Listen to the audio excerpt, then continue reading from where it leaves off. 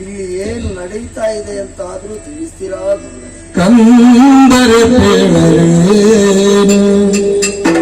ನಿಮ್ಮಯ ಪಿತಾಸೌದರ ನಾಟಕಿಲ್ಲ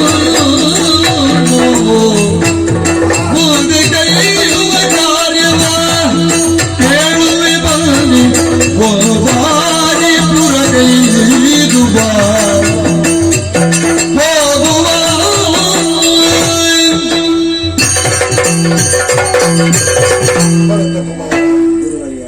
ಅಯೋಧ್ಯೆಯಿಂದ ಸೇರುವಂತಹ ಪಥದಲ್ಲಿ ಹಲವಾರು ಆಶ್ಚರ್ಯಕರವಾದಂತಹ ದೃಶ್ಯಗಳನ್ನು ನೀವು ಕಂಡಿರಬಹುದು. ದುಃಖ ಸೂಚಕವಾದಂತಹ ಪತಾಕೆಗಳು, ಪೂಜೆಯನ್ನು ಕೈಗೊಳ್ಳದಂತಹ ದೇಗುಲಗಳು, ರಂಗವಲ್ಲಿ ಇಲ್ಲದ ಅಂಗಳಗಳು, ಇವೆಲ್ಲವನ್ನು ಕಾಣುತ್ತಾ ಕಾಣುತ್ತಾ ಪ್ರತಿಮಾಗ್ರಹವನ್ನು ಪ್ರವೇಶ ಮಾಡಿದಿರೇ ಕಂದ. ಹೌದು ಗುರುಗಳೇ, ಅಲ್ಲಿ ನಿಮ್ಮಪ್ಪನ ಪ್ರತಿಮೆಯನ್ನು ಕಂಡಿರಿ. ನಿಮ್ಮಪ್ಪ ದಶರಥ ಚಕ್ರವರ್ತಿ ಇಲ್ಲಿಲ್ಲ. ನಮ್ಮನ್ನೆಲ್ಲ ಅಗಲಿ ಹಲೋಕಯಾತ್ರೆ. ನಮ್ಮಪ್ಪನಿಗೆ ಸಾವ. ಹೌದು, ಸಾಯುವಂತದ್ದವರಿಗೆ ಏನಾಗಿತ್ತು ಗುರುಗಳೇ? ಪ್ರಕರಣವೊಂದು ನಡೆಯಿತು ಅಯೋಧ್ಯೆಯಲ್ಲಿ. ಪ್ರಕರಣ? ದಶರಥ ಚಕ್ರವರ್ತಿಗೆ ದುಸ್ವಪ್ನವೊಂದು ಮೂಡಿ ಬಂತಂತೆ. ಆದ್ದರಿಂದ ಶೀಘ್ರತರವಾದಂತಹ ತೀರ್ಮಾನವೊಂದನ್ನು ಕೈಗೊಂಡ. ಏನಂತೆ? ನಾಳೆ ರಾಮಗೆ ಪಟ್ಟ. ಎಲ್ಲರೂ ಸಂತೋಷ ಪಡಬೇಕಾದ ವಿಚಾರ ಗುರುಗಳೇ. ಆದರೆ ತೀರ್ಮಾನವಾಗಿಯೇ ಉಳಿಯಿತು ಮಗು. ಯಾಕೆ? ಮರುಗಳಿಗೆಯಲ್ಲಿ ಬದಲಾಗಿ ಹೋಯಿತು. ಯಾರಿಂದ? ನಿನ್ನಮ್ಮ ಕೈಕಾಮಾತೆಯಿಂದ. ನನ್ನಮ್ಮ ಏನು ಮಾಡಿದ್ರು ಗುರುಗಳೇ? ಶಂಬರವದ ಪ್ರಕರಣದಲ್ಲಿ ಗಂಡನಿಗೆ ಸಹಾಯವನ್ನು ಮಾಡಿದ್ದು ಅನ್ನೋ ಕಾರಣಕ್ಕಾಗಿ 2 ವರವನ್ನು ಅಭಯಪ್ರದಾನ ಮಾಡಿದ್ದನಂತೆ ದಶರಥ ಚಕ್ರವರ್ತಿ. ಏನಂತೆ? ಬೇಕಾದಾಗ ಕೇಳಿಕೊಳ್ತೇನೆ ಅಂತ ನ್ಯಾಸಭೂತವಾಗಿ ಅವನಲ್ಲೇ ಉಳಿಸಿಕೊಂಡಿದ್ದು. ಸರಿ, ಶ್ರೀರಾಮನಿಗೆ ಪಟ್ಟವಾಗ್ತದೆ ಅನ್ನಂತ ವದಂತಿ ಕೇಳಿದಾಗ ಮಂತರೆಯ ದುರ್ಬೋಧನೆಗೆ ಒಳಗಾಗಿ ಆ 2 ವರವನ್ನು ಆಗ ಯಾಚಿಸಿದ್ಲು. ಏನು? 1ನೇ ವರವಾಗಿ ನನ್ನ ಮಗನಾದಂತಹ ಭರತಕುಮಾರನಿಗೆ ಅಯೋಧ್ಯೆಯ ಪಟ್ಟ. ನನಗ? 2ನೇ ವರವಾಗಿ ಶ್ರೀರಾಮನಿಗೆ 14 ವರ್ಷ ಕಾಡಿನ ವಾಸ. ನನ್ನ ಅಮ್ಮ ಕೇಳಿದ್ದ. ಹೌದು. ಪಿತೃವಾಕ್ಯ ಪರಿಪಾಲನೆಗಾಗಿ ರಾಮ ವನಕ್ಕೆ ಅಭಿಮುಖನಾಗಿ ಹೊರಟು ಹೋದ. ಪುತ್ರ ಶೋಕವನ್ನು ತಡೆಯಲಾರದ ದಶರಥ ಚಕ್ರವರ್ತಿ 8 ದಿನಗಳ ಪರ್ಯಂತರ ಕೌಸಲ್ಯ ಅಂತಃಪುರದಲ್ಲಿ ಅನ್ನ ಆಹಾರವನ್ನು ಸೇವಿಸದೆ ರಾಮ ರಾಮ ಅನ್ನುತ್ತಾ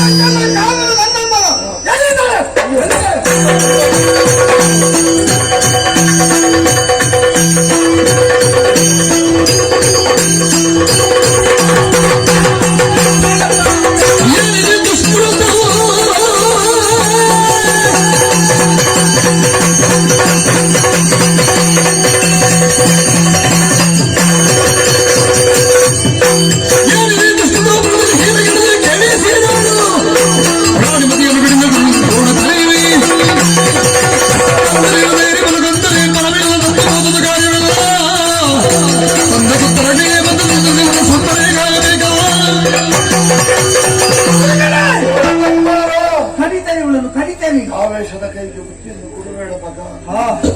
ತಾಳುವಿಕೆಗಿಂತನ್ಯ ತಪವೂ ಬೇರಿಲ್ಲ. ಯಾಕೆ? ಕಡಿಯಲು ಬಂದ ಕಟುಕನಿಗಾದರೂ ಕೆಚ್ಚಲಲ್ಲಿರುವ ಕೆನೆ ಹಾಲನ್ನು ನೀಡುವ ಗೋಮಾತೆಯಂತೆ ತಾಳ್ಮೆಯನ್ನು ವಹಿಸಿಕೊಂಬ ಕಂದ.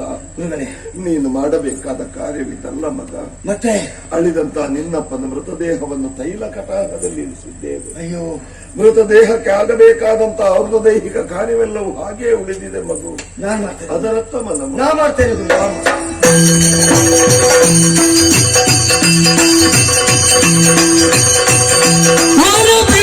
ಸಂಸ್ಕಾರ ಕಾರ್ಯವ ವಿರಚಿಸುತ್ತ ಕರುಣ ಭರತಾನ ಭರಿತ ನಿರ್ಜನ ಮನದು ಅಣ್ಣನ ಕರೆತರಲು ಪುರವಳ್ತ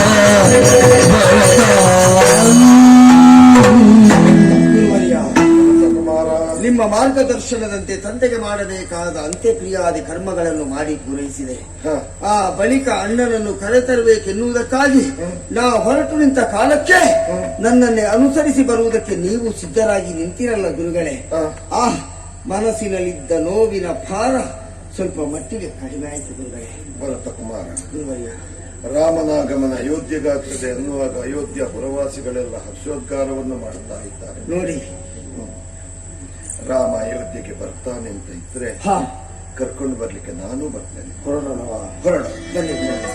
ಪಾಷಾಣ ಮಾನಸ ಬದಲಾಗಿ ಬಂದಳು ಆಶ ಶಿವದನೆ ಕೈ ಕಾವಾಗ ಶ್ರೀಶ್ಯಾಮ ಸುಂದರ ರಾಮಚಂದ್ರನ ಕಾಣುವಾಜಿಯು ಭರತನ ತಾಯಿಗಿ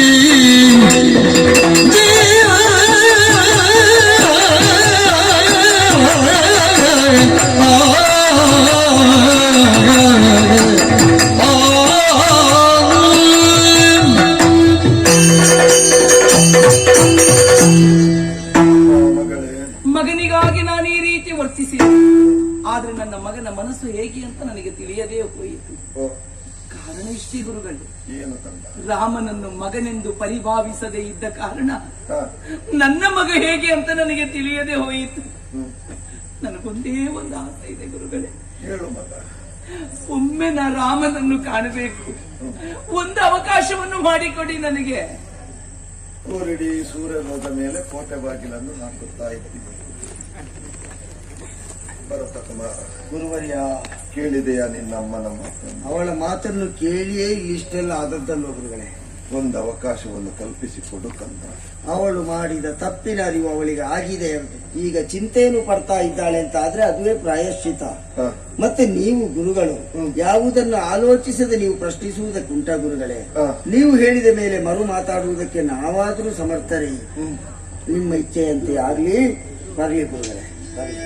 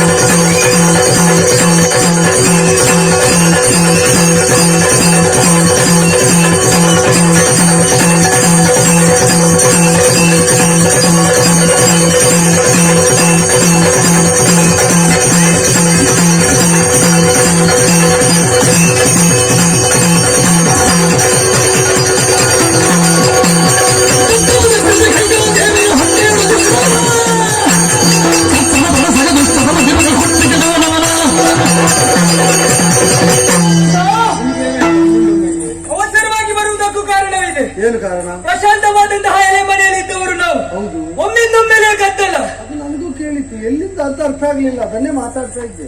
ಕಾರಣವನ್ನು ತಿಳಿಯುವುದಕ್ಕೆ ಬೇಕಾಗಿ ಮರವನ್ನು ಏರಿದವ ನಾನು. ಏನು ಕಂಡಿತು? ಆಶ್ಚರ್ಯ.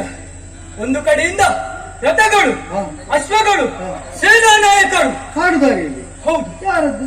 ಯಾರದೆಂದು ನೋಡುತ್ತಿದ್ದಂತೆ ಅಣ್ಣ ರಥಗಳಿಂದ ಹೊರ ಹೊಮ್ಮಿದಂತಹ ಕೆಂದುಳಿಯ ಮಧ್ಯದಲ್ಲಿ ಗೋಚರಿಸಿದ್ದು ಗೋವಿದಾರ ಧ್ವಜ. ಅಯೋಧ್ಯೆಯ ಸೇನೆ. ಆಗ್ಲಿ, ಯಾರು ನಮ್ಮವರೇ ಬರ್ತಾ ಇದ್ದಾರೆ. ಯಾರು ಬರ್ತಾ ಇದ್ದಾರೆ? ಯಾರಾದ್ರೂ ಮುಖ ಕಂಡಿತ? ಮುಂಚೂಣಿಯಲ್ಲಿ ಭರತನೇ ನಿಂತವನಿದ್ದಾನೆ. ತಮ್ಮ ಭರತ ಬರ್ತಾ ಇದ್ದಾನೆ. ಬರ್ಲಿ ಬರ್ಲಿ, ಒಳ್ಳೆದಾಯ್ತು. ನಿನಗೇನಾಯ್ತು ಅಣ್ಣ? ವಿಚಾರ ತಿಳಿದಿಲ್ಲ ನಿನಗೆ. ಅರಮನೆಯಲ್ಲಿ ಇರುವುದಕ್ಕೆ ಚಿಕ್ಕಮ್ಮ ಬಿಟ್ಟಿಲ್ಲ, ಕಾಡಿನಲ್ಲಿರುವುದಕ್ಕೆ ಭರತ ಬಿಡುವುದಿಲ್ಲ. ಆದುದರಿಂದಲೇ ಸೇನಾ ನಾಯಕರನ್ನು ಕೂಡಿಕೊಂಡು ಬಂದವನಿದ್ದಾನೆ. ಒಂದು ಅಪ್ಪಣೆಯನ್ನು ಕೊಡು, ಬಂದವರನ್ನೆಲ್ಲ ಚಲಾಯಿಸಿ ನಾನು ಬರ್ತೇನೆ. ಅವ ಕೆಟ್ಟವನು? ಹೌದು. ನೀನು ಒಳ್ಳೆಯವನು. ಎಲ್ಲರೂ ಹುಟ್ಟಿದ್ದು ಒಂದೇ ಪಾಯಸದಿಂದ. ಕೊಡು. ಅಡಿತಾನೆ. ಭರತ ಬಂದ ಕಾನನದಿರಗು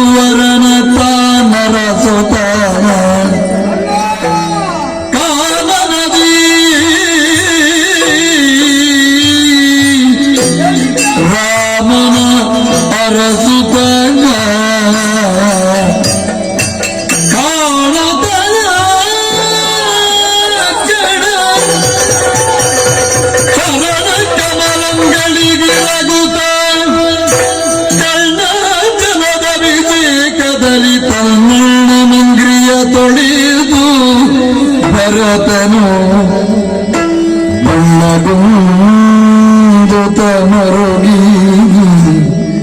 ವ್ಯಾಕುಲದಾಡವಲಿ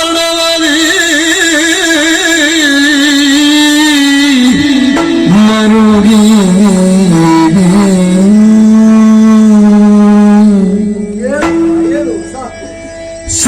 ಸೌತಾಂಗನ ಎತ್ತಿರಾಘವ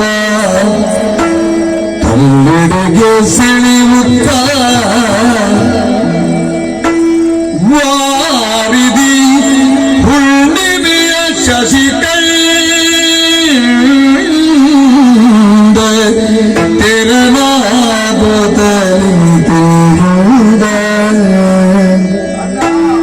ಮಂದೆಯ ಚೆಲುವ ಗುಣಮಣಿ ಭರತ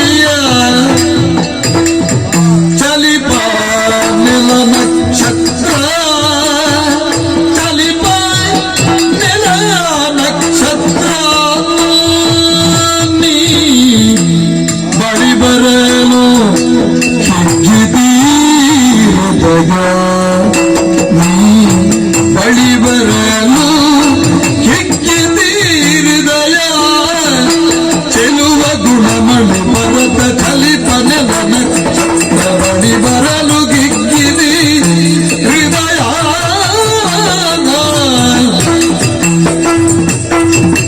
ನಳಿನ ಮೊಗ ಕಲ್ದಿತಿ ಇಳೆಪಾಲ ಸುಖಮಿ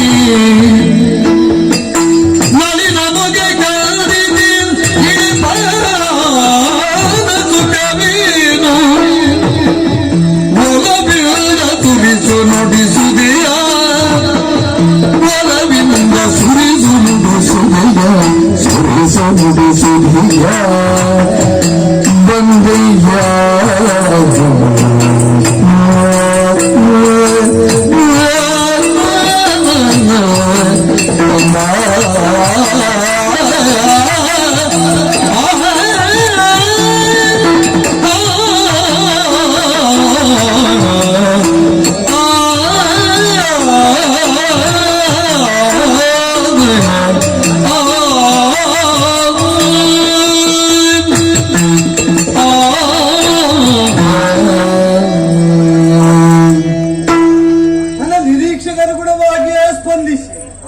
ಮನದ ಕರೆ ಕೇಳಿಯೇ ಧಾವಿಸಿ ಬಂದೆಯೇನೋ ಎಂಬಂತೆ ತಾರಾವರ್ಚಸ್ಸನ್ನು ಹೊಂದಿ ನಡೆತರ್ತಾ ಇರುವ ನಿನ್ನನ್ನು ನೋಡಿದಾಗ ಹಿಗ್ಗಿದ ಹೃದಯದಿಂದಲೇ ನಿನ್ನನ್ನು ಬರಮಾಡಿಕೊಳ್ಳುವುದಕ್ಕೆ ಸಂಭ್ರಮಿಸಿದೆ. ಆದರೆ ಬಂದವನೇ ಪಾದ ಮೂಲದಲ್ಲಿ ಕುಸಿದು ಕಡ್ಡಿನ ಕೋಡಿಯನ್ನೇ ಹರಿಸ್ತಾ ಪಾದವನ್ನೇ ಆರ್ದ್ರವಾಗಿಸಿದೆ. ಇದು ನಿನ್ನ ಸ್ಥಳ ಆದಲ್ಲ, ಮತ್ತೆ ಇದು ಇಲ್ಲು ಎತ್ತಿ ಎದೆಗಾರಿಸಿಕೊಂಡು ನೆತ್ತಿಯನ್ನ ಅಭಿರಾಡಿಸಿದೆ. ಆತ್ಮೀಯನಾದಂತಹ ಸಹೋದರನನ್ನು ಒಡಗೊಂಡ ಸಂಭ್ರಮದಲ್ಲಿ ಕೇಳಪ್ಪ, ಹೇಳು, ನಿನ್ನ ವಚನಾಮೃತದ ಮೂಲಕವಾಗಿ ಅಪ್ಪನ ಆರೋಗ್ಯವನ್ನು, ಅಮ್ಮಂದಿರ ಕ್ಷೇಮ ವಿಚಾರವನ್ನು ಉಳಿದಂತೆ ಗುರುಗಳು ಬಂದಿದ್ದಾರೆ. ಶ್ರೀ ಗುರುಭ್ಯೋ ನಮಃ. ಪ್ರಜಾಪರಿವಾರ ಹೇಗಿದೆ? ಶತ್ರು ಮುಖ ಯಾಕೆ ಕಾಂತಿಹೀನವಾಗಿದೆ? ಕಣ್ಣಾಕೆ ತುಂಬಿ ನಿಂತಿದೆ? ಅಲ್ಲ ಚಂದ್ರಮ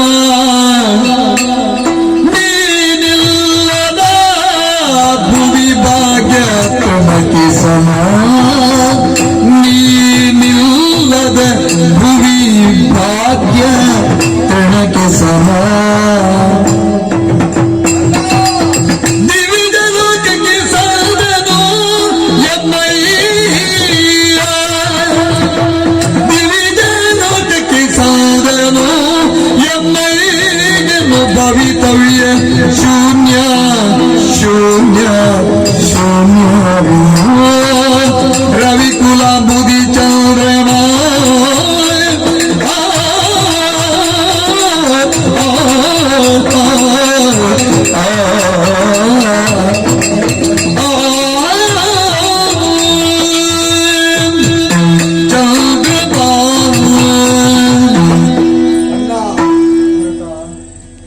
ಬಳಿಗೆ ಬಂದಿರುವಂತ ನಿನ್ನ ತಮ್ಮನಾದಂತಹ ಈ ಭರತನನ್ನು ನೀ ಭರಸೆಳೆದು ಅಪ್ಪಿಕೊಂಡ ಕಾಲಕ್ಕೆ ಭರತನ ಬದುಕಿನಲ್ಲಿ ಅನುಭವಿಸಬಹುದಾದಂತಹ ಸಂತೋಷಗಳಲ್ಲಿ ಉನ್ನತವಾದ ಸಂತೋಷವನ್ನು ನಾ ಅನುಭವಿಸಬೇಕಿತ್ತಣ್ಣ. ಯಾಕೆ ಕಾಣ್ತಾ ಇಲ್ಲ ಮುಖದಲ್ಲಿ?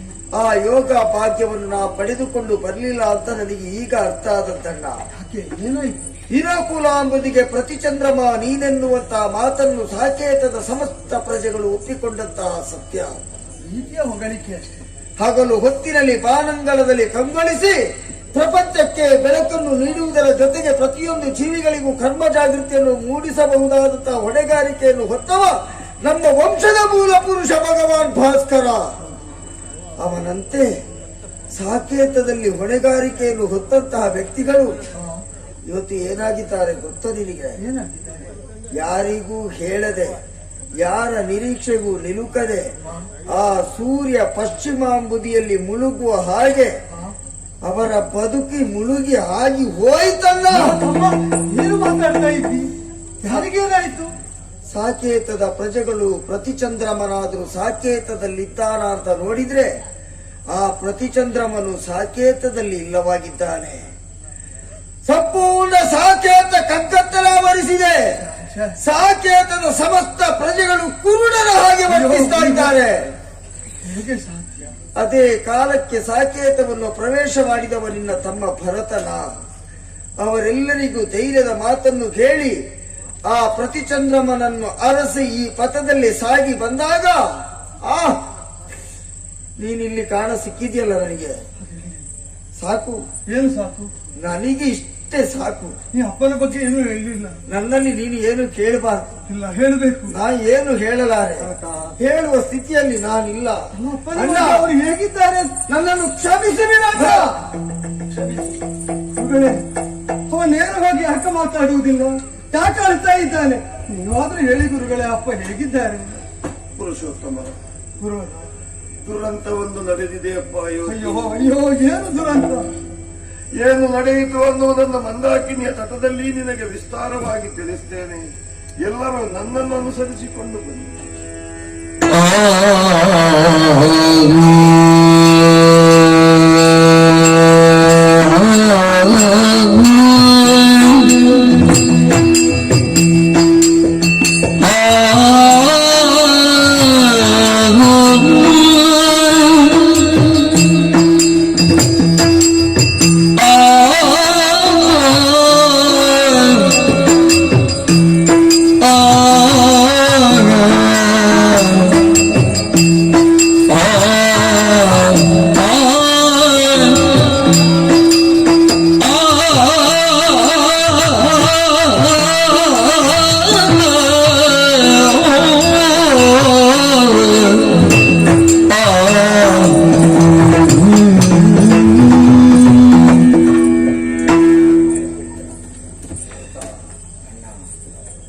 ಮಂದಾಕಿನಿ ತೀರದಲ್ಲಿ ಸ್ಥಿತಪ್ರಜ್ಞರಾದ ವಸಿಷ್ಠರು ಅಪ್ಪನ ಅವಸಾನ ಕಾಲದ ವೇದನೆಯನ್ನು ವರ್ಣಿಸ್ತಾ ಇದ್ರೆ ಹೃದಯ ರೋಧಿಸ್ತಾ ಉಂಟು.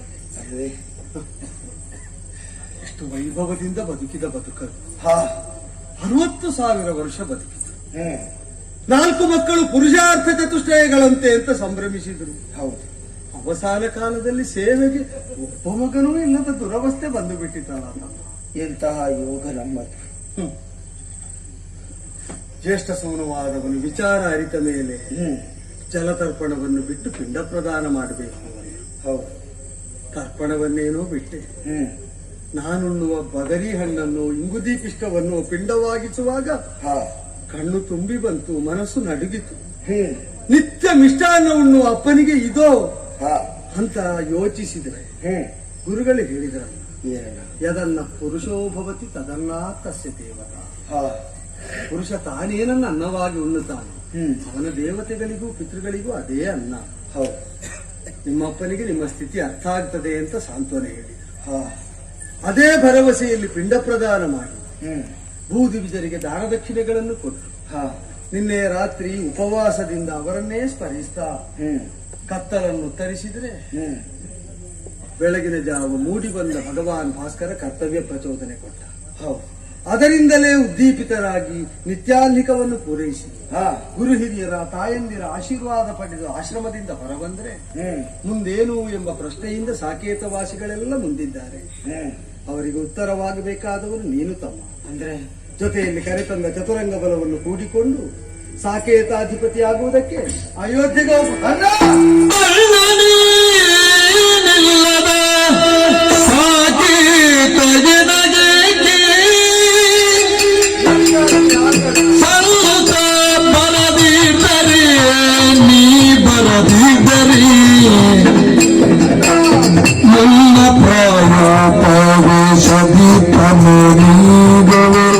ಇನ್ನು ಪಾಲಿಸಿ ನಾತಿರೇ ಸಾಕಿದ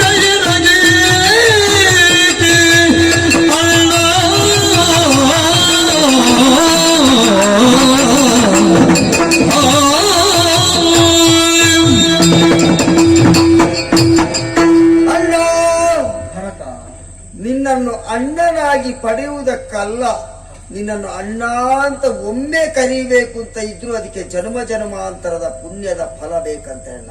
ನಿನ್ನಂತಹ ತಮ್ಮ ನನಗೂ ಬೇರೆ ಇಲ್ವೋ? ಅಂತಹ ವಾತ್ಸಲ್ಯವನ್ನು ಹೊಂದಿದಂತಹ ಈ ತಮ್ಮನ ನಿರೀಕ್ಷೆ ನಿನ್ನ ಬಳಿಗೆ ಬರುವಾಗ ಏನಿತ್ತು ಗೊತ್ತಾ? ನನ್ನನ್ನು ಕಂಡಾಕ್ಷಣ ತಮ್ಮ ಭರತ, ನೀನು ಸಾಕೇತದಲ್ಲೇ ಇರಬೇಕು ತಮ್ಮ, ಸಾಕೇತದಲ್ಲೇ ಇದ್ದುಕೊಂಡು ಎಲ್ಲರನ್ನು ನೀನು ಪರಿಪಾಲಿಸಬೇಕು ಅಂತ ಹೇಳ್ತಿ ಎನ್ನುವ ಒಂದು ನಿರೀಕ್ಷೆ ನನ್ನಲ್ಲಿತ್ತು. ಆದ್ರೆ ನೀನಾಡಿದ್ದು ಹೋಗು ತಮ್ಮ, ಸಾಕೇತದಲ್ಲಿ ಇದ್ದುಕೊಂಡು ಎಲ್ಲರನ್ನು ನೋಡು. ಇದು ನಿನಗೆ ಸರಿ ಅಂತ ಅನ್ನಿಸ್ತದ? ಅಷ್ಟೇ ಅಲ್ವೋ? ಹಾ, ನಾನೇ ತಿದ್ದಿಕೊಳ್ತೇನೆ, ನೀ ಯಾವತ್ತೂ ಸಾಕೇತದಲ್ಲಿ ಹಾ. ಸರಿ ಆಯ್ತು. ಈಗ ನಾ ಬಂದದ್ದಕ್ಕೆ ಸಾರ್ಥಕವಾಯ್ತಣ್ಣ. ಅದೇನು ಅಷ್ಟು ವ್ಯತ್ಯಾಸ ಆ ವಾಕ್ಯದಲ್ಲಿ? ನಮ್ಮೆಲ್ಲರ ನಿರೀಕ್ಷೆ ಹೇಗೆ ಗೊತ್ತಾ? ಹೇಗೆ? ನಾವೆಲ್ಲ ತಿಳ್ಕೊಂಡದ್ದು ಎಲ್ಲಿ ರಾಮನಿರ್ತಾನೋ ಅದು ಸಾಕೇತ, ಎಲ್ಲಿ ರಾಮನಿರುವುದಿಲ್ವೋ ಅದು ಕಾನನಕ್ಕೆ ಸಮಾನ. ರಾಮನಿಲ್ಲದಂತಹ ಆ ಸಾಕೇತ ನಮಗೆ ಕಾನನಕ್ಕೆ ಸಮಾನ. ರಾಮನಿರುವಂತಹ ಈ ಕಾನನ ಇದು ನಮಗೆ ಸಾಕೇತಕ್ಕೆ ಸಮಾನ. ಆದ ಕಾರಣ ಇಲ್ಲಿದ್ದುಕೊಂಡೇ ನಿನ್ನ ಸೇವೆಯನ್ನು ಮಾಡುವುದಕ್ಕೆ ನೀನೇ ಒಪ್ಪಿಗೆ ಕೊಟ್ಟಿದ್ದೀಂತಾದ್ರೆ ನಾನಿಲ್ಲಿಗೆ ಬಂದದ್ದು ಸಾರ್ಥಕವಾಗಿಲ್ವಾ? ಸಾಕಲ್ಲ, ಇಷ್ಟು ಸಾಕು. ತುಂಬಾ ಬುದ್ಧಿವಂತ ಆಗಿದ್ಯಲ್ಲ. ಯಾಕಲ್ಲ? ಅಜ್ಜನ ಮನೆಗೆ ಹೋಗಿ ಹೊಸ್ತು ಕಲಿತು ಬಂದಿದ್ದೆ, ಜಾಣ್ಮೆಯಿಂದ, ತಂತ್ರಗಳು. ಮತ್ತೆ ಹ? ರಾಮ ಇದ್ದದ್ದರಿಂದ ಅಯೋಧ್ಯ ಅಯೋಧ್ಯ ಆದದ್ದಲ್ವೋ? ರಾಮ ಹುಟ್ಟುವ ಮೊದಲೇ ಅದು ಅಯೋಧ್ಯ. ಹಾ. ವೈಕುಂಠದ ಹೆಸರು ಅಯೋಧ್ಯ ಅಂದ್ರೆ ಯೋಧರಿಂದ ಗೆಲ್ಲಲಾಗದ ನಾಡಿಗೆ, ಹಾ. ವಿದ್ಯೆಯಿಂದ ಬುದ್ಧಿಯಿಂದ ಸಿದ್ಧಿಯಿಂದ ಸಂಸ್ಕಾರದಿಂದ ಹೊಂದಬಹುದಾದ ನೆಲೆಗೆ ಅಯೋಧ್ಯ ಅಂತ ಹೆಸರು. ಹಾ. ಮನುಮಾಂಧಾತಾದಿ ನಮ್ಮ ಪರಂಪರೆಯ ಪೂರ್ವಜರೆಲ್ಲ ಆಳಿದಂತಹ ನೆಲೆಯನ್ನು ಒಬ್ಬ ರಾಮ ಇಲ್ಲದಿದ್ರೆ ಹೆಸರು ಬದಲಾಗ್ತದೆ. ಸಾಧ್ಯ ಆದ್ರೆ ನಾವು ಹುಟ್ಟಿದ ಮಣ್ಣಿನ ಮಹತ್ವವನ್ನು ನಾವು ಕಾಲಿಟ್ಟ ಕಾಡಲ್ಲೂ ವಿಸ್ತರಿಸಬೇಕು. ಕಾಡನ್ನ ಅಯೋಧ್ಯೆಯಾಗಿಸಬೇಕು. ನಾವು ಕಾಲ್ ತೆಗೆದರೆ ಊರು ಕಾಡಾಗುವಂತೆ ಮಾಡುವುದಲ್ಲ. ಪರಂಪರೆಯ ಬಗ್ಗೆ ಗೌರವ ಆದರ ಉಂಟು ಅಂತ ಆದ್ರೆ ಈ ಕ್ಷಣದಲ್ಲಿ ಹೊರಟು ಹೋಗಿ ಆಳ್ವಿಕೆಯನ್ನು ಪರಂಪರೆಯನ್ನೇ ನಾವು ಮುಂದುವರಿಸುವುದೇ ಹೌದು ಅಂತಾದ್ರೆ ನಮ್ಮ ಹಿರಿಯರು ನಡೆದುಕೊಂಡು ಬಂದಂತಹ ರೀತಿ ನೀತಿಗಳು ಏನು ಅಂತ ನಾವು ಆಲೋಚಿಸಬೇಕು. ಏನು ರೀತಿ? ಜ್ಯೇಷ್ಠ ಪುತ್ರನಿಗೆ ನಾಡಿನ ಅಧಿಕಾರ ಎಂಬುದು ಹಿಂದಿನಿಂದ ನಡೆದುಕೊಂಡು ಬಂದ ಪದ್ಧತಿ. ಸರಿ. ನಮ್ಮಲ್ಲಿ ಜ್ಯೇಷ್ಠ ಪುತ್ರ ನೀನೇ ಅಯೋಧ್ಯೆಯ ಸಿಂಹಾಸನವನ್ನು ಏರಬೇಡುವ ಅಣ್ಣ. ಈಗ ಅದು ವರ್ಷಗಳ ಅಂತರದಲ್ಲಿ ಹುಟ್ಟಿದವರಿಗೆ ಸಂಬಂಧಿಸಿದ ನಿಲುವು. ವ್ಯವಹಾರಕ್ಕೆ ಸೋದರರಲ್ಲಿ ನಾನೇ ಜ್ಯೇಷ್ಠ. ಆದ್ರೆ ದೇವನಿರ್ಮಿತ ಪಾಯಸದ ಫಲರೂಪವಾಗಿ ಉದಿಸಿದಂತಹ ನಮ್ಮಲ್ಲಿ ಜ್ಯೇಷ್ಠ ಕನಿಷ್ಠ ಅಂತ ಭೇದ ಉಂಟೆ. ಪಾಯಸದ ಪಾಲಲ್ಲಿ ಒಂದು ಜ್ಯೇಷ್ಠ ಒಂದು ಕನಿಷ್ಠ ಅಂತ ಉಂಟು. ಎಲ್ಲವೂ ಪಾಯಸದ ಪಾಲು ಅಷ್ಟೇ. ಆಳುವುದಕ್ಕೆ ರಾಮ ಆದ್ರೇನು, ಭರತ ಆದ್ರೇನು, ನೀವು ಹೋಗೋ. ನಿನ್ನ ಬಳಿಗೆ ಬರುವಾಗಲೇ ನಾನು ಆಲೋಚನೆ ಮಾಡಿದ್ದೇನೆ. ನೀನು ಸಾಕೇತದಿಂದ ಹೊರಡುವ ಕಾಲಕ್ಕೆ ನಮ್ಮ ಅಪ್ಪ ನಿನ್ನಲ್ಲಿ ಒಂದು ತುತ್ತು ಅನ್ನವನ್ನು ಉಂಡು ಹೋಗು ಮಗನೇ ಅಂತ ಕಾಡಿಕೊಂಡ್ರು ಬೇಡಿಕೊಂಡ್ರಂತೆ. ಆದ್ರೂ ನಿನ್ನ ನಿಲುವನ್ನು ನೀನು ಬದಲಾಯಿಸಿದವನಲ್ಲ, ನೇರವಾಗಿ ಕಾನನವನ್ನು ಸೇರಿಕೊಂಡವ ನೀನು. ಮತ್ತೆ ಇವತ್ತು ತಮ್ಮ ಭರತ ಬಂದು ಕೇಳಿದ್ರೆ ನಿನ್ನ ಮನಸ್ಥಿತಿಯನ್ನು ಬದಲಾಯಿಸುವುದಕ್ಕೆ ಸಾಧ್ಯ ಉಂಟಾ? ನೀನು 14 ವರ್ಷ ಕಳೆದು ಬರ್ತೇನೆ. ಹಾಗೆ ಅಂತ ನಿನ್ನ ತಮ್ಮನ ಮನಸ್ಥಿತಿ ಏನು ಅಂತ ಕೇಳ್ತೀಯ ನೀನು? ನೀನು ಹೀಗೆ ನನ್ನನ್ನು ಮಾತಿನಿಂದ ಬಂಧಿಸುವುದಕ್ಕೆ ತೊಡಗಿದ್ರೆ ನಾ ಸಾಕೇತಕ್ಕೆ ಹೋಗುವುದಲ್ಲ, ನಿನ್ನ ಪಾದ ಮೂಲದಲ್ಲಿ ಬಿದ್ದು ಬೇಕಿದ್ರೆ ಪ್ರಾಣ ಬಿಡ್ತೇನೆ, ನನ್ನನ್ನು ಮರಳಿ ಇಲ್ಲಿಂದ ಸಾಕೇತಕ್ಕೆ ಹೋಗುತ್ತೆ ಹೇಳ.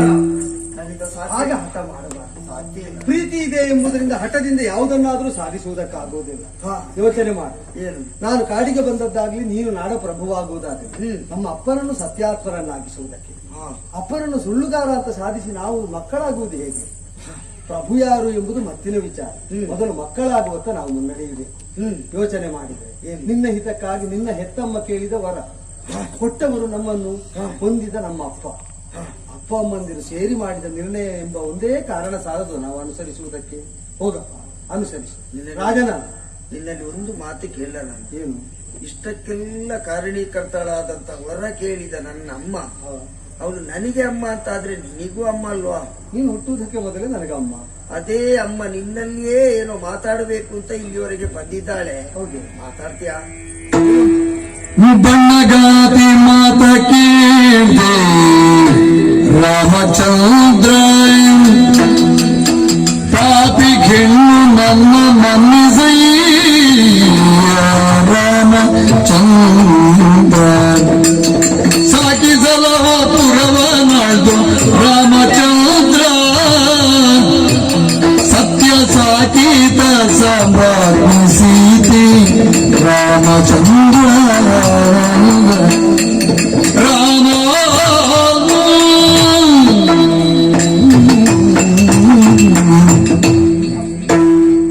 ಬೇಡ ತಾಯಿ. ಬಣ್ಣಘಾತಿಯಾದಂತಹ ಮಂತ್ರಿಯ ಮಾತನ್ನು ಕೇಳಿ ನಾನು ಈ ರೀತಿ ವರ್ತಿಸಿ ಬಿಟ್ಟೆ ಮಗನೇ. ಅದಕ್ಕಾಗಿ ಆಕೆ ಶೋಕ. ಅವಳು ನಿಮಿತ್ತ ಮಾತ್ರಳು. ಸಾಕೇತ ಸಾಮ್ರಾಜ್ಯದ ಭವಿಷ್ಯ ದೈವ ನಿರ್ಣಯದಂತೆ ಆಗುತ್ತಾ ಉಂಟು. ಚಿಂತಿಸಬೇಡ. ಅಯೋಧ್ಯೆ ಅರಸ ನೀನಾಗಬೇಕಿತ್ತು, ಆದ್ರೆ ಅದನ್ನು ತಪ್ಪಿಸಿದಂತ ಪಾಪಿ ಮಗನೇ ನಾನು. ಅರಸನಾಗುವಷ್ಟೇ ಶ್ರೇಷ್ಠವಾದದ್ದಲ್ವೇ ನಮ್ಮ ಅಪ್ಪನನ್ನು ಸತ್ಯಾತ್ಮನನ್ನಾಗಿಸುವಂತಹ ಸನ್ನಡತೆ. ಮಗನೇ, ಏನಮ್ಮ? ನೀ ಹುಟ್ಟುವಾಗಲೇ ಅರಸ ಅಂತ ಈ ತಾಯಿಗೆ ತಿಳಿಯದೆ ಹೋಯಿತು ಕಂದ. ಹೇಗಮ್ಮ? ಅರಸ ಅಂತ ಹೇಳಿದ್ರೆ ಕೇವಲ ಸಿಂಹಾಸನವನ್ನು ಏರುವುದು ಮಾತ್ರ ಅಲ್ಲ ಮಗನೇ. ಯಾವಾತ ಪ್ರತಿಯೊಬ್ಬರ ಹೃದಯ ಸಿಂಹಾಸನವನ್ನು ಏರ್ತಾನೋ ಅವ ಮಾತ್ರ ಅರಸನಾಗುವುದಕ್ಕೆ ಸಾಧ್ಯ. ಸಾಕು ಮಗನೇ ಈ ವನವಾಸ. ಬಾ ನೀ ಸಾಕೇತಕ್ಕೆ ಪ್ರಜೆಗಳನ್ನು ಆಳು ಮಗನೇ, ಬಾ ಕಂದ. ಎಲ್ಲರೂ ಮನದಲ್ಲಿ ನನಗೆ ಸಿಂಹಾಸನವನ್ನು ವಿರಚಿಸಿ ಅದರಲ್ಲಿ ಆಸೀನನಾಗುವಂತೆ ಹೇಳಿದ್ದು. ನಾ ಪಿತೃವಚನ ಪರಿಪಾಲಕನಾದ ಸನ್ನಡತೆ ಉಳ್ಳಂತಹ ಧಾರ್ಮಿಕನೆಂಬುದರಿಂದ ನಾನು ಈಗ ಬಂದೆ ಅಂತ ಆದ್ರೆ ಅಪ್ಪನಿಗೆ ಕಳಂಕ ತಂದಂತಾಗ್ತ. ಅಪ್ಪನಿಗೆ ಮಗನಾದಂತೆ ಆಗುವುದಿಲ್ಲ. ಅಪ್ಪನಿಗೆ ಮಗನಾಗದವನು ಸಾಮ್ರಾಜ್ಯಕ್ಕೆ ಹೇಗೆ ಅರ್ಹನಾಗ್ತಾನೆ ತಾಯಿ? ಇಲ್ಲ, 14 ವರ್ಷ ಕಳೆದೇ ಬರ್ತೇನೆ. ಈ ತಾಯಿಯನ್ನು ಕ್ಷಮಿಸಿ ಬರ್ಬಾರ್ದೇನು? ನೀ ಅಪರಾಧವನ್ನೇ ಮಾಡ್ಲಿಲ್ಲ ತಾಯಿ, ಯಾಕೆ ಕ್ಷಮೆ ಕೇಳುತ್ತಿ ಕುಗ್ಗುತ್ತಿ? ಆಶೀರ್ವಾದ ಮಾಡಿ ಹೊರ. ಏನಮ್ಮ? ನಿನ್ನ ಮಡದಿಯಲ್ಲಿ ಮಾತಾಡಬಹುದೇನು? ಸೀತಾ, ಸೀತಾ ಮಗಳೇ, ಸಾಕೇತದ ಸಮ್ರಾಜ್ಞಿ ಆಗಬೇಕೆನ್ನುವಂತ ಮೋಹದಿಂದಲೇ ಮದುವೆಯಾಗಿ ಬಂದವಳು ನಾನು. ಆದ್ರೆ ಆ ಯೋಗ್ಯತೆ ನನಗಿಲ್ಲ ಅಂತ ನನಗೆ ತಿಳಿಯದೆ ಹೋಯಿತು ಮಗಳೇ. ಮೊನ್ನೆ ಬಂದವಳು ನೀನಾದ್ರೂ ಪ್ರತಿಯೊಬ್ಬರು ನಿನ್ನನ್ನು ಒಪ್ಪಿದ್ದಾರೆ. ಯಾರು ಪತಿಯನ್ನು ಅನುಸರಿಸಿ ನಡೀತಾರೋ ಅವರು ಪೀಠದಲ್ಲಿ ಇಲ್ಲದಿದ್ರೂ ಅವರಿಗೆ ಆ ಯೋಗ್ಯತೆ ಇರ್ತದೆ. ಯಾರು ಪತಿಯನ್ನು ಕಳೆದುಕೊಂಡಿರ್ತಾರೋ, ಯಾರು ಪತಿಯ ಸಾವಿಗೆ ಕಾರಣರಾಗಿರ್ತಾರೋ ಅವರಿಗಿಲ್ಲ ಮಗಳೇ. ಸೀತಾ, ನೀನೇ ಸಾಕೇತದ ಸಮ್ರಾಜ್ಞಿ ಮಗಳೇ, ನಾನಲ್ಲ ಮಗಳೇ. ಇಲ್ಲ ಅಮ್ಮ, ಮನದಲ್ಲಿ ಪ್ರೀತಿಯಲ್ಲಿ ಸಾಕೇತದ ಸಾಮ್ರಾಜ್ಞಿ ನಾನು ಎಂಬ ಪಟ್ಟವನ್ನ ಕಟ್ಟುವುದಕ್ಕೆ ಮುಂದಾಗ್ತಾ ಇದ್ದೀರಾ? ಬೇಡ ತಾಯಿ. ಪ್ರಭು ಶ್ರೀರಾಮಚಂದ್ರಮನ ಹೃದಯ ಸಾಮ್ರಾಜ್ಯದ ಸಾಮ್ರಾಜ್ಞಿ ನಾನಾಗಿರುವಾಗ ಇದೆಲ್ಲವೂ ನನಗೆ ನಗಣ್ಯ. ಇದ್ಯಾವುದರ ಅಗತ್ಯ ನನಗಿಲ್ಲ ತಾಯಿ. ಕೇಳಿದ್ದೇನು? ಸತಿಯಾಗಿ ಪತಿಯನ್ನು ಅನುಸರಿಸುವ ಧರ್ಮವಚನವನ್ನೇ ಅವಳು ಆಡಿದ್ದಾಳೆ. ಮಾತೆಯಾಗಿ ಪುತ್ರನ ಹಿತವನ್ನು ಕಾಮಿಸ್ತಾ ಊರಿಗೆ ಮರಳುವುದು ನಿನಗೆ ಹಿತವು. ಹೋಗುತ್ತಾಳೆ. ಈಗ ನಾನು ಅನಾಥಳು ಮಗನೇ. ಯಾಕಮ್ಮ? ಪತಿಯನ್ನು ಕಳೆದುಕೊಂಡಿದ್ದೇವೆ. ಪಾಲಿಸುವ ಪುತ್ರ ಜೊತೆಗೇ ಇದ್ದಾನೆ. ನನ್ನಿಂದ ದೂರ ಆಗಿದ್ದಾನೆ ಅವನು. ಯಾಕೆ ಭರತ? ಅಲ್ಲ, ಅಮ್ಮನನ್ನು ನಿಂದಿಸಿದೆಯಾ? ಸಲ್ಲದ. ನಿನ್ನನ್ನು ಹೊರುವುದಕ್ಕಾಗಿ ಹೆರುವುದಕ್ಕಾಗಿ ಹಂಬಲಿಸಿದಂತಹ ಅವಳು ಅನುಭವಿಸಿದ ವೇದನೆಯ ಮುಂಭಾಗದಲ್ಲಿ ನೀ ಅನುಭವಿಸಿದ್ದಲ್ಲ ನೋವಲ್ಲೋ. ನನ್ನೊಡನೆ ಹುಟ್ಟಿದ ತಮ್ಮ ಹೌದು ಅಂತ ಆದ್ರೆ ಅವಳಿಗೆ ವಿರುದ್ಧವಾಗಿ ಇಂದಿನಿಂದ ಒಂದು ಅಕ್ಷರ ಆಡಕೂಡದು. ನಿನ್ನ ಮಾತನ್ನು ಯಾವತ್ತೂ ನಾನು ಮೀರಿ ನಡೆಯುವುದಿಲ್ಲ. ಸಮಾಧಾನ ಆಯ್ತಾ? ಅಲ್ಲ, ನೀನು ಏನು ಹೇಳಿದ್ರು ಏನು ಕೇಳಿದ್ರು ಅದನ್ನು ನಾನು ಕೇಳ್ತೇನೆ. ಹಾಗಾದ್ರೆ ನಾನೀಗ ಇಲ್ಲಿಂದ ಹೊರಡುವಾಗ ನನ್ನ ಜೊತೆಗೆ ನೀನು ಸಾಕೇತಕ್ಕೆ ಮಾತ್ರ ಬರ್ಬೇಕು.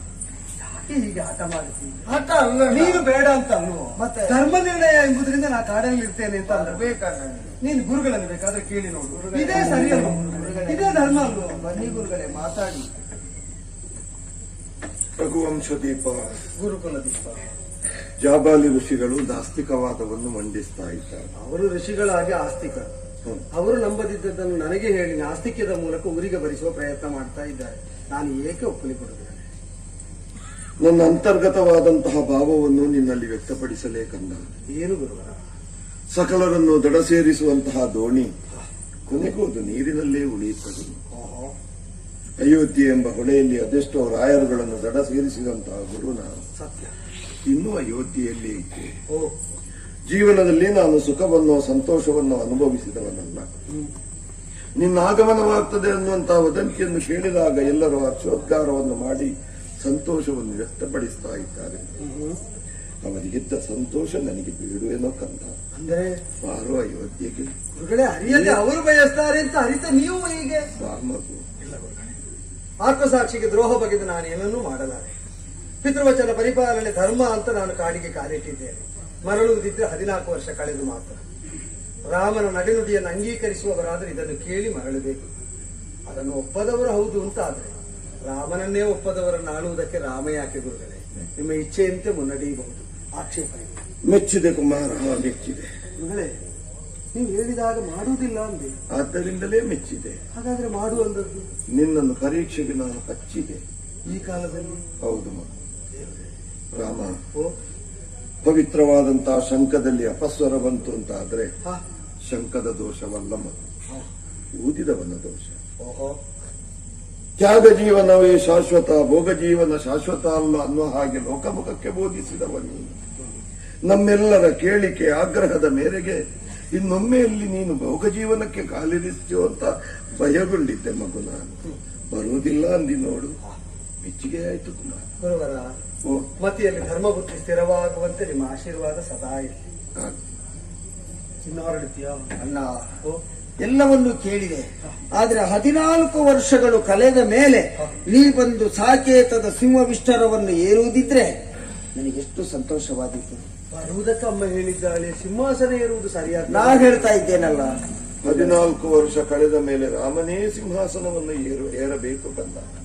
ನಿನ್ನ ಪ್ರೀತಿಯ ನಿರ್ಣಯ ಧರ್ಮಸಮ್ಮತ ಅಂತ ಆದ್ರೆ ಹಾ, ಹಾಗೇ ಆಗಲಿ. ಅಣ್ಣ, ಇಲ್ಲಿ ಬಂದು ಈ ಪರಿಸ್ಥಿತಿಯನ್ನು ಗಮನಿಸಿದಾಗ ನಾ ಏನು ಮಾಡ್ತಾ ಇದ್ದೇನೆ ಎನ್ನುವ ಕಲ್ಪನೆ ನನಗೆ ಬಂತು. ಯಾಕೆ ಗೊತ್ತಾ?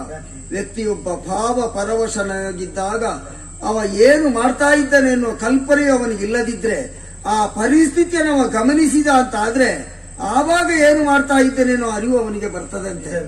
ನನ್ನನ್ನು ಅನುಸರಿಸಿ ಬಂದ ಇವರನ್ನು ನೋಡು, ಇವರಿಗೆಲ್ಲ ಮಾತು ಬರುವುದಿಲ್ಲ ಅಂತಲ್ಲ, ಆದ್ರೂ ಮೌನವಾಗಿ ಕುಳಿತಿದ್ದಾರೆ. ಯಾಕೆ ಗೊತ್ತಾ? ಬಹುಶಃ ಅವರ ಅಂತರಂಗದಲ್ಲಿ ರಾಮ ಕೈಗೊಂಡ ನಿರ್ಧಾರ ಇದು ಸರಿ ಇದೆ ಎನ್ನುವ ಭಾವ ಇದೆ ಎನ್ನುವುದು ಅವರ ಮುಖವನ್ನು ಕಂಡಾಗ ನನಗೆ ಅರ್ಥ ಆಯಿತು. ಅದರಿಂದಲೇ ನೀನೀಗ ರಾಜನಾಗುವುದು ಸರಿ. ಸಾಕೇತದ ಪ್ರಜೆಗಳೇ ಅಂತಹ ಭಾವನೆಯನ್ನು ತಳೆದಿರುವಾಗ ನೀ ಕೈಗೊಂಡಂತಹ ಯಜ್ಞಕ್ಕೆ ನಿನ್ನ ತಮ್ಮನಾಗಿ ನಾ ಬೆಂಬಲವನ್ನು ನೀಡದಿದ್ರೆ ನಿನ್ನ ತಮ್ಮನಾಗಿ ನನ್ನ ಬದುಕು ವ್ಯರ್ಥ ಅಂತ ಆಗುವುದಿಲ್ವಾ? ನೀನು ನನ್ನನ್ನು ಅನುಮೋದಿಸಿದೆ ಅಂತ ಆದರೆ ಹಾ, ನಾವೆಲ್ಲ ಸೇರಿ ಅಪ್ಪನ ಆತ್ಮಕ್ಕೆ ತೃಪ್ತಿ ಕೊಟ್ಟ ಹಾಗೆ ಅಂತ ನಿನ್ನ ಯಜ್ಞವನ್ನು ನೀ ಕೈಗೊಂಡ ಕಾಲಕ್ಕೆ ನಾವು ನಮ್ಮ ಬದುಕಿನಲ್ಲಿ ತಳೆದಂತಹ ನಿರ್ಧಾರವನ್ನು ಕೈ ಬಿಡುವುದಕ್ಕಾಗ್ತದಾ? ಅಂದರೆ ಇವರಿಗೆಲ್ಲ ಒಂದು ಮಾತು ಕೊಟ್ಟಿದ್ದೆ, ನಾ ಮರಳಿ ಬರುವಾಗ ರಾಮನನ್ನು ಕರೆತರ್ತೇನೆ, ರಾಮನ ಪಾದ ದರ್ಶನ ಮಾಡಿಸ್ತೇನೆ ಅಂತ. ಈಗ ಅದು ಆಗುವುದಿಲ್ಲ ಅಂತ ಗೊತ್ತಾಯ್ತು. ಹಾಗೆಂತ ನನ್ನ ಮಾತು ಕೂಡ ತಪ್ಪಬಾರದು. ಅದು ಎರಡನ್ನೂ ಸಾಧಿಸುವುದಕ್ಕೆ, ಒಂದು ಕಾರ್ಯವನ್ನು ಕೈಗೊಳ್ಳುವುದಕ್ಕೆ ನನಗೊಂದು ಅವಕಾಶ ಕೊಡ್ತೀಯಾ? ಏನಪ್ಪ, ಏನು ನೋಡ್ತೀಯಾ?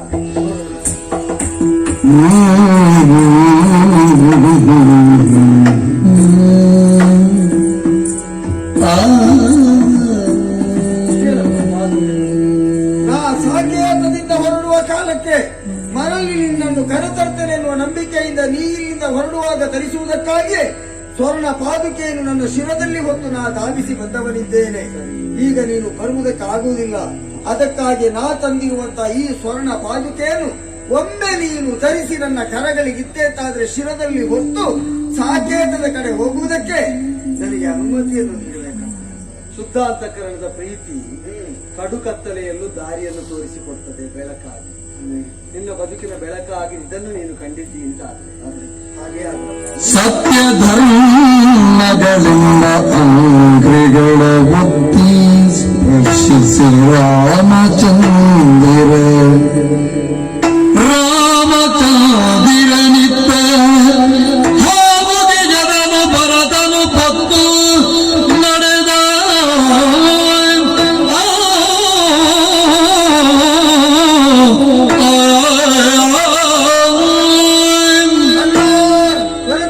ನೀ ಧರಿಸಿ ನನ್ನ ಕರಗಳಿಗಿದ್ದಂತಹ ಈ 2 ಪಾದುಕೆಗಳಲ್ಲಿ ಮತ್ತೊಂದು ಪಾದುಕೆ ಧರ್ಮದ ಸಂಕೇತವಾಗಿರ್ತದೆ. ರಾಮನ ಪಾದ ಎನ್ನುವುದು ಎಲ್ಲಿ ಸ್ಪರ್ಶವಾಗ್ತದೋ ಅಲ್ಲಿ ಸತ್ಯ ಧರ್ಮ ಎನ್ನುವುದು ಸ್ಥಾಯಿಯಾಗಿ ಪ್ರಪಂಚದಲ್ಲಿ ಗೋಚರಿಸುತ್ತದೆ ಎನ್ನುವುದನ್ನು ಪ್ರಪಂಚ ಮುಖಕ್ಕೆ ತೋರ್ಪಡಿಸುವುದಕ್ಕಾಗಿ ಈ ಪಾದುಕೆಯನ್ನು ನನ್ನ ಶಿರದಲ್ಲಿ ಹೊತ್ತು ನೇರವಾಗಿ ಇಲ್ಲಿಂದ ಅಯೋಧ್ಯೆಗೆ ಹೋಗುದು ಆಗುವುದಿಲ್ಲ. ಅದ್ಯಾಕೆ? ನಂದಿ ಗ್ರಾಮವನ್ನು ಸೇರಿಕೊಳ್ತೇನೆ. ನಗರದ ಹೊರ ಪ್ರದೇಶ. ಅಲ್ಲಿಗೆ ಅಯೋಧ್ಯೆಯ ಸಿಂಹವಿಷ್ಟರವನ್ನು ಭರಮಾಡಿಸಿಕೊಳ್ತೇನೆ. ಆ ಸಿಂಹಾಸನದಲ್ಲಿ ಈ ಪಾದುಕೆಯನ್ನು ಇರಿಸ್ತೇನೆ. ನಾ ಈಗ ಹುಟ್ಟಂತಹ ಈ ವಸನವನ್ನು ಕಳಚಿ ಕಾವಿ ವಸನವನ್ನುಟ್ಟು ಜಟಾವಲ್ಕಳ ಧಾರಿಯಾಗಿ ನೀ ಬರುವಲ್ಲಿಯವರೆಗೆ ನೀ ಕೊಟ್ಟಂತಹ ಹೊಣೆಗಾರಿಕೆಯನ್ನು ಮುನ್ನಡೆಸುವುದಕ್ಕೆ ನಿನ್ನ ಪಾದ ಮೂಲದಲ್ಲಿ ನಾ ಭಿನ್ನವಿಸಿದಾಗ ನಿನ್ನ ಆಶೀರ್ವಾದ ನನ್ನ ಮೇಲೆ ಸದಾ ಕಾಲ ಇರಬೇಕಲ್ಲ. ಸಾಮಾನ್ಯರ ಪಾದರಕ್ಷೆಗೆ ಮನೆಯಿಂದ ಹೊರಗೆ ಸ್ಥಾನ, ಗುರುಗಳ ಪಾದರಕ್ಷೆಗೆ ದೇವರ ಪಾದರಕ್ಷೆಗೆ ಅತ್ಯುನ್ನತ ಸ್ಥಾನ. ಇದನ್ನು ಅದಕ್ಕಿಂತ ಮೇಲೆ ಮಾಡಿದೆ. ಇದನ್ನು ಸತ್ಯ ಧರ್ಮಗಳ ಸಂಕೇತ ಅಂತ ಆಡ್ತಾರೆ ಅಲ್ವೇ? ರಾಜ ನಾನಾದ್ರೇನು ನೀನಾದ್ರೇನು ಲೋಕವನ್ನು ಆಳಬೇಕಾದ್ದು ಸತ್ಯ ಧರ್ಮಗಳು. ಅದನ್ನು ತೋರಿಕೊಡ್ತಾ ನಿನ್ನ ಆಳ್ವಿಕೆಯ ವೈಭವವನ್ನು ಸವಿಯುವುದಕ್ಕೆ 14 ವರ್ಷ ಕಳೆದು ಬರ್ತೇನೆ. ಮರಳು 14 ವರ್ಷ ಕಳೆದು ಮರು ದಿವಸ ಸೂರ್ಯೋದಯ ಆಗುವುದಕ್ಕಿಂತ ಮುಂಚಿತವಾಗಿ ನೀ ಬಂದು ನಿನ್ನ ಮುಖವನ್ನು ನನಗೆ ತೋರಿಸಲಿಲ್ಲ ಅಂತ ಆದ್ರೆ ಮತ್ತೆ ನೀನು ಭರತನನ್ನು ಕಾಣುವುದಕ್ಕಾಗುವುದಿಲ್ಲ. ಅದ್ಯಾಕಾಗಿ? ಭಸ್ಮೀಭೂತನಾದ ಭರತನ ಭಸ್ಮವನ್ನು ಕಾಣಬೇಕಾದಿತ್ತಲ್ಲ. ಬೇಡ, ಅಷ್ಟು ಅತಿರೇಕದ ನಿರ್ಣಯ ಬೇಡ. ಅವಧಿಗೆ ಮೊದಲೇ ಬರ್ತೇನೆ. ಲಕ್ಷ್ಮಣ, ದಿನವನ್ನು ಈ ಕ್ಷಣದಲ್ಲೇ ಗುರುತಿಸಿ.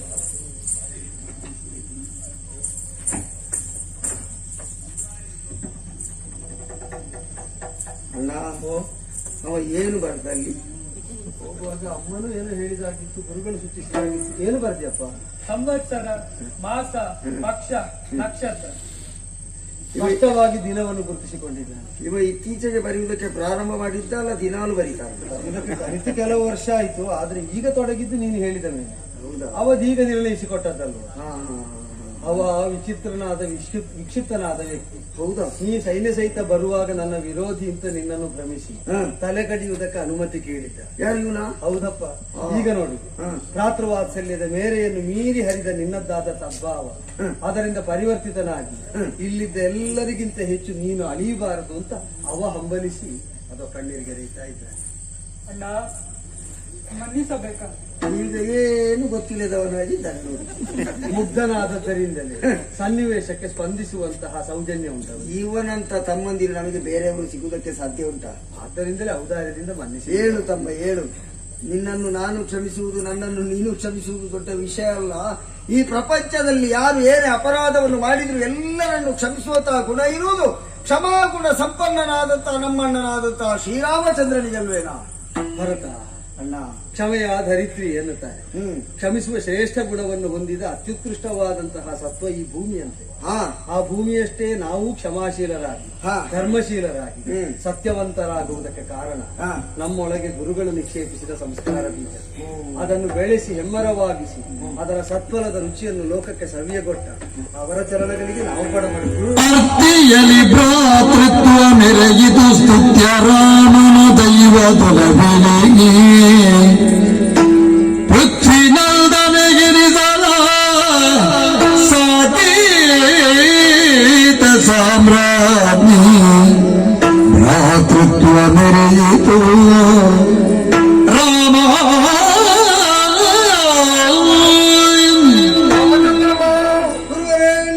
ಇದನ್ನೇ ವಿಧಿ ಅನ್ನೋದು. ವಿಧಿ ಬರೆದಂತಹ ನಾಟಕದಲ್ಲಿ ಅಭಿನಯಿಸುವಂತಹ ಪಾತ್ರಧಾರಿಗಳು ನಾವೆಲ್ಲ. ನೋಡುವವರ ದೃಷ್ಟಿಯಲ್ಲಿ ಈರುವರು ಹೆಂಗಳೆಯರು ಅಪರಾಧಿಗಳಾಗಿ ನಮಗೆ ಗೋಚರವಾಗಬಹುದು. ಒಬ್ಬಾಕೆ ಕೈಕಾದಿ, ಸಾಮಂತರಾಜನಿಗೆ ಮಗಳಾಗಿ ಹುಟ್ಟಿದಂತಹ ಒಬ್ಬಾಕೆ ಕನ್ಯೆ ಚಕ್ರವರ್ತಿಯನ್ನು ಮದುವೆಯಾಗಿ ಸಾಕೇತಕ್ಕೆ ಬರುವ ಕಾಲಕ್ಕೆ ಸಾಕೇತಕ್ಕೆ ತಾನೇ ಸಾಮ್ರಾಜ್ಞಿ ಆಗ್ತೇನೆ ಅನ್ನುವ ಆಶೆಯನ್ನು ಹೊತ್ತುಕೊಂಡು ಬಂದಳು. ಅದು ನೆರವೇರಲಿಲ್ಲ ಅನ್ನುವ ಕಾರಣಕ್ಕಾಗಿ ಅವಳ ಕೃತ್ಯವನ್ನು ಮಾಡಿರಬಹುದು. ಇನ್ನೊಬ್ಬಾಕೆ ಮಂತಾರೆ, ಅಶ್ವಪತಿ ಮಹಾರಾಜನಿಗೆ ಕಾಡಿನಲ್ಲಿ ಸಿಕ್ಕಿದಂತಹ ಅನಾಥ ಶಿಶು, ದಾಸಿಯಾಗಿ ಜೀವಮಾನವನ್ನು ಕಳೆದಳು. ಜನಕ ಮಹಾರಾಜನಿಗೆ ಭೂಮಿಯಲ್ಲಿ ಸಿಕ್ಕಿದಂತಹ ಮಗು ಸಾಕೇತಕ್ಕೆ ಸಾಮ್ರಾಜ್ಞಿಯಾಗ್ತದೆ, ನಾನು ದಾಸಿಯಾಗಿ ಜೀವನವನ್ನು ಸಾಗಿಸಿದೆ ಅನ್ನುವಂತ ಈರ್ಷೆ ಅವಳಲ್ಲಿ ಮೂಡಿ ಬಂತು. ಆದ್ದರಿಂದ ಅವಳಿ ಕೃತ್ಯವನ್ನು ಮಾಡಿರಬಹುದು. ಒಟ್ಟಂದದಲ್ಲಿ ನಾವು ಯೋಚಿಸಿದ್ರೆ ಪವಿತ್ರವಾದಂತಹ ಗೋವಿನ 4 ಪಾದಗಳ ರೀತಿಯಲ್ಲಿ ಭ್ರಾತೃ ಪ್ರೇಮದ ಪ್ರತಿಮೂರ್ತಿಗಳಾದಂತಹ ನಿಮ್ಮ ನಾಲ್ವರನ್ನು ಪಡೆದ ನಾವೇ ಧನ್ಯರು. ಮುಂದೆಯೂ ಸಾಕೇತಕ್ಕೆ ಶ್ರೀರಾಮಚಂದ್ರನೇ ಸಾಮ್ರಾಟನೆಂದು, ಸೀತೆಯೇ ಸಾಕೇತ ಸಾಮ್ರಾಜ್ಞಿಯನ್ನು ಯಾರು ನಂಬಿಕೊಂಡು ಆರಾಧಿಸಿಕೊಂಡು ಬರುತ್ತಾರೋ ಅಂತವರಿಗೆಲ್ಲ ಮಂಗಳವಾಗಲಿ. ಜೀವಗಳೆಲ್ಲ ದೇವನ ಬೆಳಗಿದ ಭೂಮಿಯ ದೀಪಗಳು, ಬಾವಿಸಿ ಗಾಳಿಯು ಮೈಲವು ಅವನಿ ಬಹುಮದ ರೂಪಗಳು. ಜೀವನ ರಂಗ ವಿಧಿಯ ನಿಗಲಿತು ದೇವನ ಮರಮತ ಅದು ದುಟ್ಟು. ರಾಮನ ರಮಣಿ ಭಾಗ್ಯದ ದುಮಣಿ ಭೂಮಿಯ ಸಾಮ್ರಾಜ್ಞಿ, ಸಾಕೇತ ಸಾಮ್ರಾಜ್ಞಿ.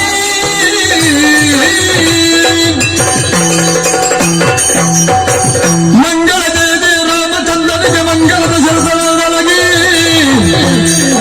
ಮಂಗಳ ತ್ರಿಗುಣಾತ್ರಿಲಿ ದೇವಿಗೆ ಮಂಗಳ ಆಂಜನೇಯ